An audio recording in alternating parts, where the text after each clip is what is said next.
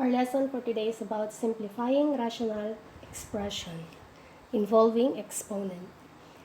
So we have an example here. A raised to negative 2, b cubed, close and open parenthesis, squared, all over a squared, b raised to negative 1. So first, as a laws of exponent, we need first to multiply the exponent outside the parentheses with the exponent inside the parentheses. I'll repeat, multiply. Okay? So, copy the base and then multiply the exponent. 2 times negative 2, we have negative 4.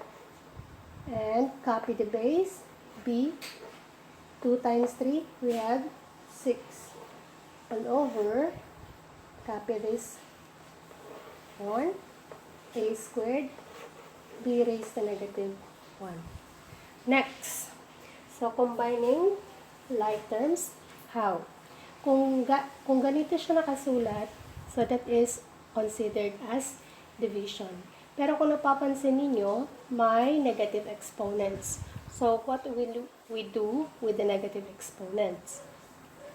Anyways, pag division tayo, ang gagawin natin ay isusubtract natin ang exponent. Okay, ulitin ko. Kung division tayo, may numerator at denominator, ang gagawin sa exponent ay subtract. So, first, anong gagawin natin? Ililipat na lang natin yung mga exponent na may negative sa positive exponent. So, yung a natin, kung napapansin nyo, ang a na may exponent na positive ay sa baba. Kaya, kokopyahin natin yung a sa baba or ilagay natin sa baba. Copy 2. And then, subtract. Dahil ang sinabi ko kanina, pag division tayo, subtract. So, 2 minus yung ililipat natin na a raised to negative 4. So, yung exponent na lang since pareho ang base nila. So, yung negative 4, dito. Next, yung b natin, ang positive na exponent ay nasa taas, kaya nasa taas ang b. Next, copy the exponent nung nasa taas, and then subtract natin yung exponent na nasa baba, which is negative 1. Okay, so next, simplify na natin, copy the base, so b, and then copy 6. Next, negative times negative, positive, and then copy 1, all over, copy si a, copy si exponent na 2, and then negative times negative, positive, and then copy 4. And the lowest term, kunin na natin, copy ang base, which is b. 6 plus 1, we have 7, all over, copy the base a, and then 4 plus 2 is equal to 6. Therefore, the lowest term of the expression, close and open parenthesis, a raised to negative 2, b cubed raised to 2, all over a squared, b raised to negative 1, is b raised to 7, all over a raised to 6. Okay, so ganyan lang siya kadali. So, bibigyan ko pa kayo ng halimbawa. Okay, for example number 2, we have here, close and open parenthesis, x, y raised to negative 1, all over x raised to negative 2y cubed raised to 4, divided by x squared, y raised to negative 2, all over x raised to negative 3, y cubed, cube. Okay, so first, gaya ng ginawa natin sa example number 1, kailangan muna natin i-multiply ang exponent outside the parentheses with all the variable inside.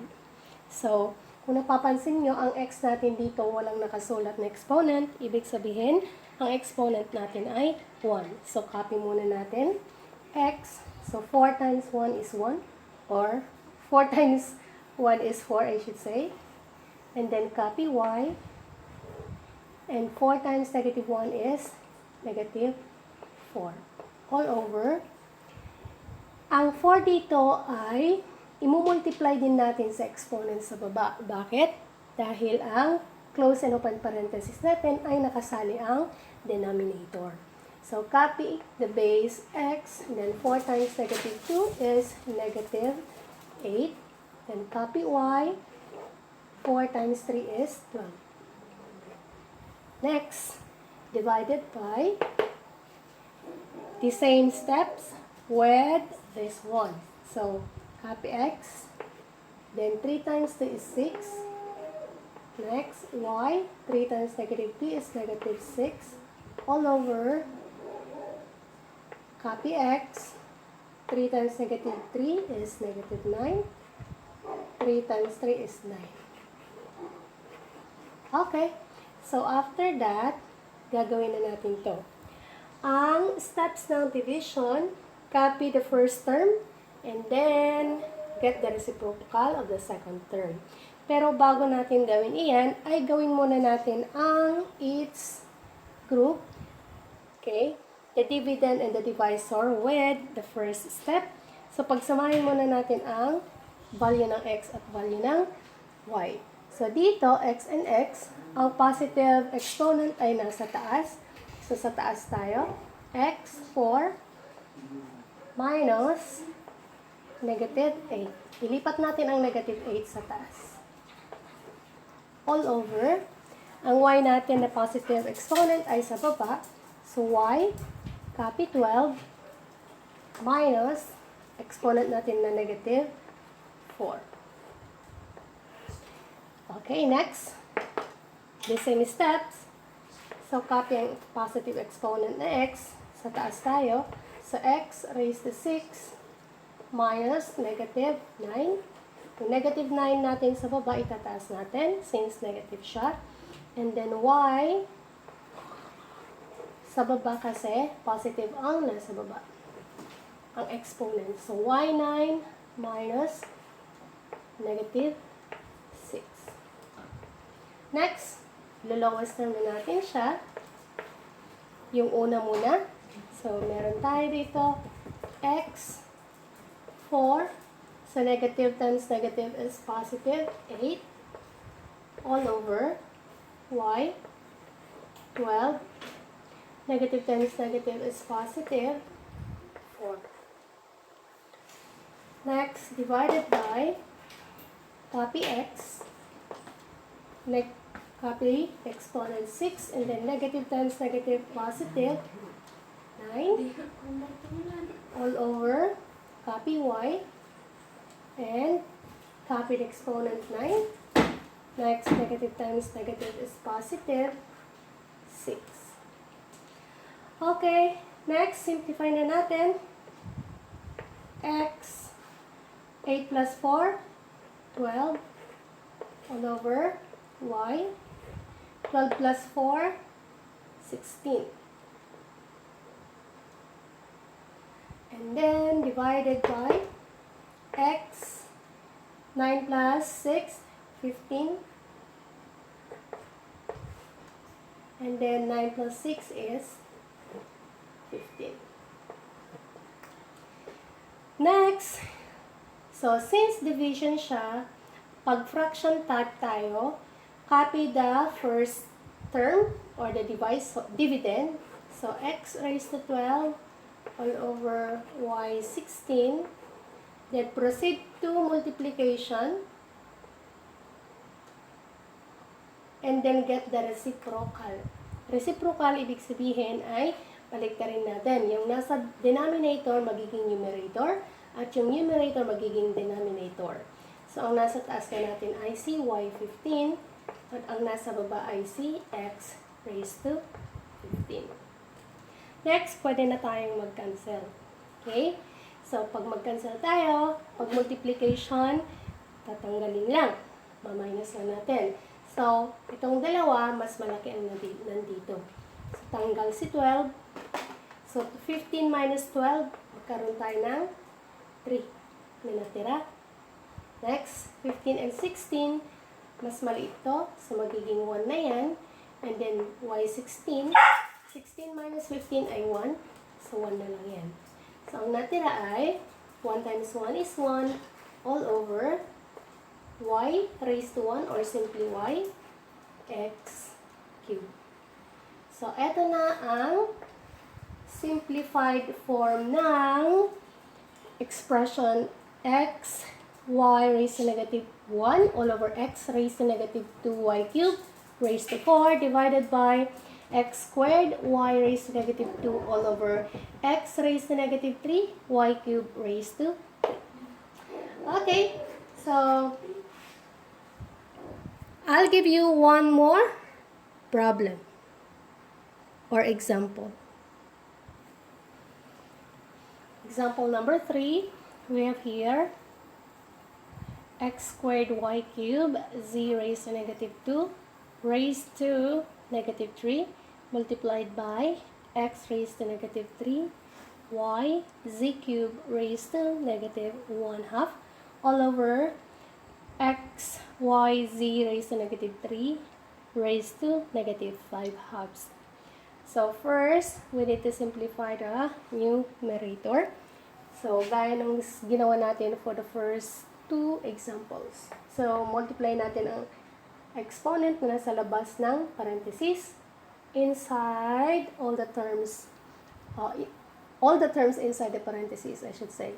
So we have here, copy the base x, multiplied negative 3 times 2, negative 6, y, 3 times negative 3 is negative 9, c, negative times negative positive, 3 times 2 is 6.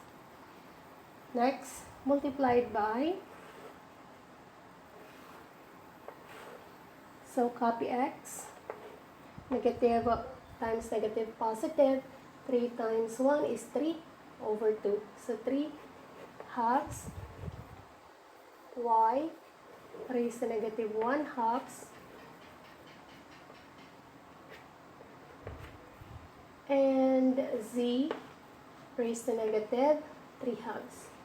1/2 times 3 is 3/2. Next, all over. Okay, so copy x, raised to negative 5/2 kasi multiplied by 1. Y, 1 din siya, kaya negative 5/2. And z, negative times negative positive, 5 times 3, 15/2.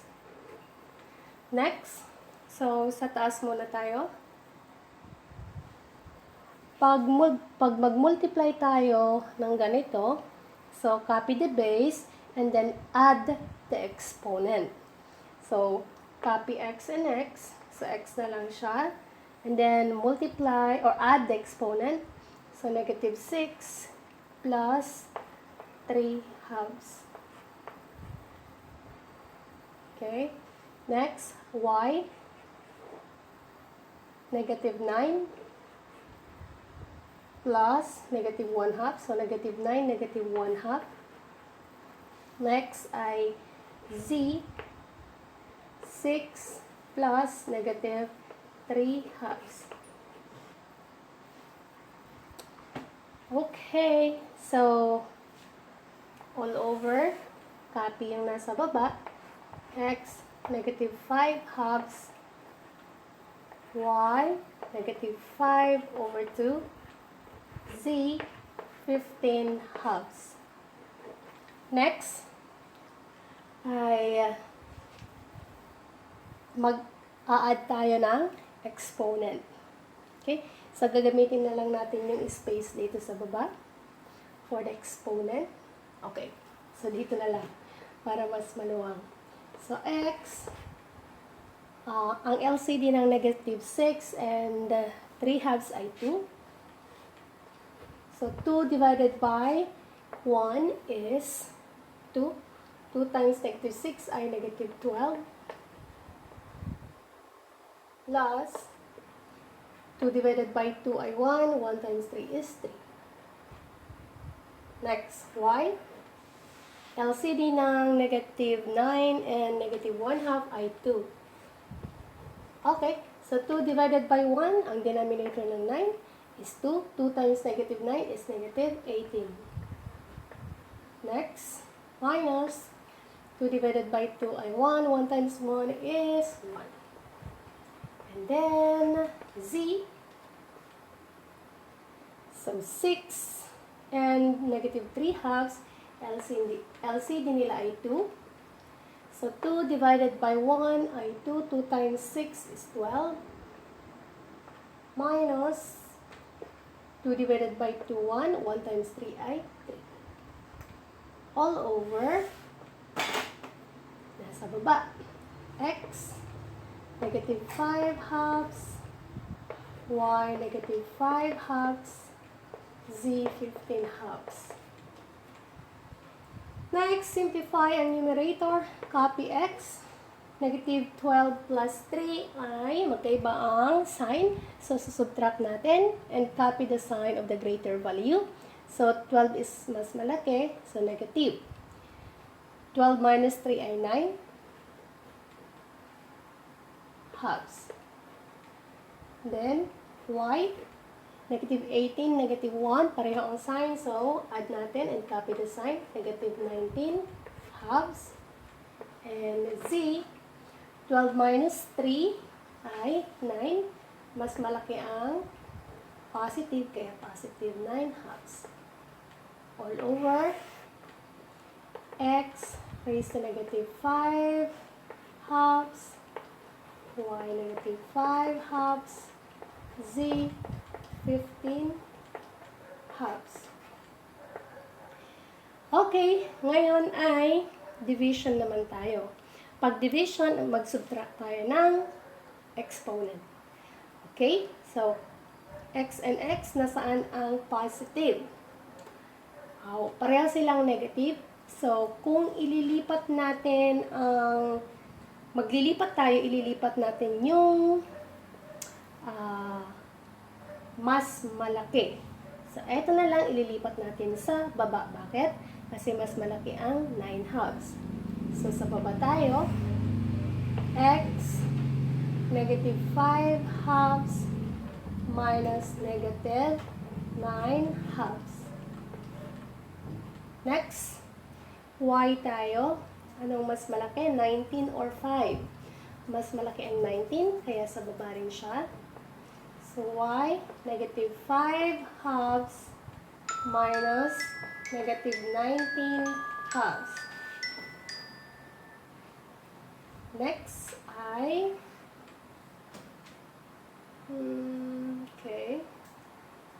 z.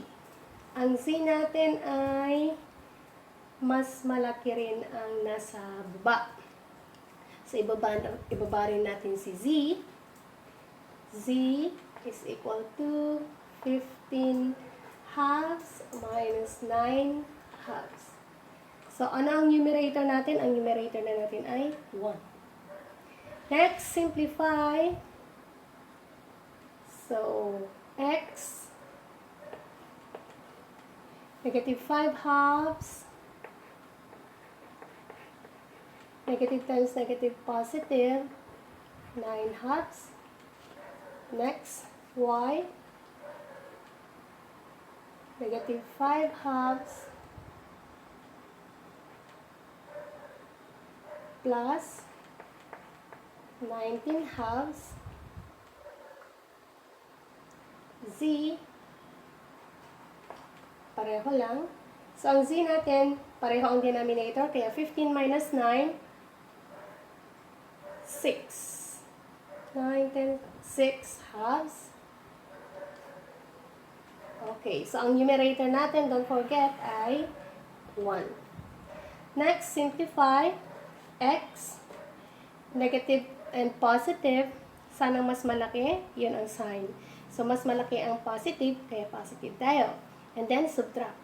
9 minus 5 is 4. Bakit subtract? Kasi magkaiba ang sign. So, 9 minus 5 is 4. And then, over 2. Ang y natin ay negative and positive. So, magsusubtract tayo. Ang mas malaki ay yung positive. Kaya positive ang sign natin. 19 minus 5 ay 15. Oh, sorry. It's 14, I should say. So, 19 minus 5 is 14 halves. And then, ang z natin ay 6 divided by 2 ay 3. And then, lowest term, again, ang numerator natin ay 1. Lowest term, meron tayong 1 all over x. Ang x natin, 4 divided by 2 ay 2. Y, 14 divided by 2 ay 7. And a z, 3. So, the simplified form of the expression x squared y cubed z raised to negative 2 raised to negative 3 multiplied by x raised to negative 3 y z cubed raised to negative 1 halves all over x y z raised to negative 3 raised to negative 5 halves is 1 all over x squared y raised to 7 and z cubed. Okay guys, that's all for today. I hope you learned something from our lesson today. Thank you for watching.